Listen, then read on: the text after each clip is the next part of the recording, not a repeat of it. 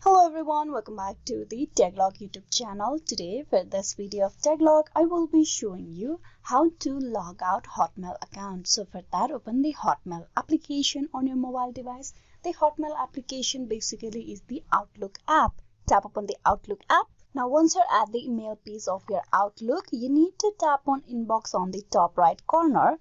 Tap that.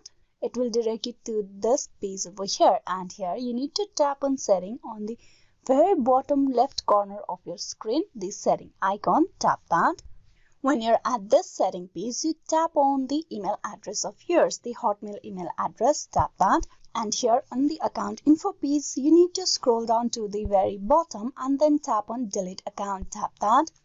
Delete account. You tap on delete. With this, the account will not be deleted, but in Outlook, the delete account option is for the logout. Once you tap on delete, you will be removing your account from the Outlook application. So basically, it is a logout process. You can log in into the account right away by providing the correct account details of your Hotmail.